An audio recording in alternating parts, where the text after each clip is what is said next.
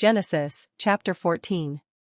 At this time Amraphel king of Shinar, Arioch king of Elasa, Chedorlaomer king of Elam and Tidal king of Goyim went to war against Bera king of Sodom, Birsha king of Gomorrah, Shurnab king of Admah, Shemeber king of Zeboim, and the king of Bela, that is, Zor. All these latter kings joined forces in the valley of Siddim, the Salt Sea. For 12 years they had been subject to Chedorlaomer, but in the 13th year they rebelled. In the 14th year, Chedorlaomer and the kings allied with him went out and defeated the Rephates in Ashtaroth Karnaim, the Zuzites in Ham, the Emites in Shave Kiriathaim and the Horites in the hill country of Seir, as far as El Paran near the desert. Then they turned back and went to En-Mishpat, that is, Kadesh, and they conquered the whole territory of the Amalekites, as well as the Amorites who were living in Hazazon Tamar. Then the king of Sodom, the king of Gomorrah, the king of Admah, the king of Zeboim and the king of Bela, that is, Zor, marched out and drew up their battle lines in the valley of Siddim against Chedorlaomer king of Elam, Tidal king of Goyim, Amraphel king of Shinar and Arioch king of Elasa, 4 kings against 5. Now the valley of Siddim was full of tar pits, and when the kings of Sodom and Gomorrah fled, some of the men fell into them and the rest fled to the hills.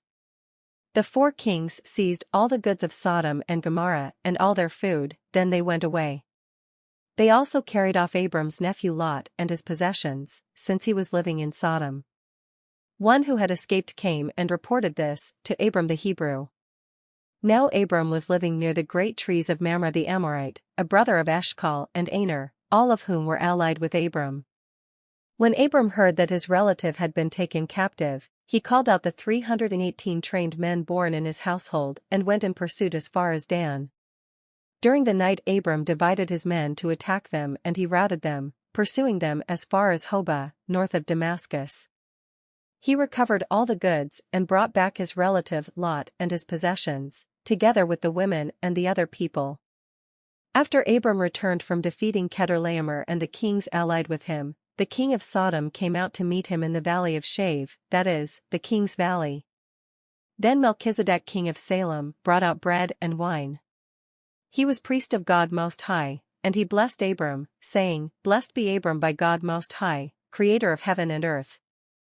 And blessed be God Most High, who delivered your enemies into your hand. Then Abram gave him 1/10 of everything. The king of Sodom said to Abram, Give me the people and keep the goods for yourself. But Abram said to the king of Sodom, I have raised my hand to the Lord, God Most High, creator of heaven and earth, and have taken an oath that I will accept nothing belonging to you, not even a thread or the thong of a sandal, so that you will never be able to say, I made Abram rich. I will accept nothing but what my men have eaten and the share that belongs to the men who went with me to Aner, Eshcol and Mamre. Let them have their share.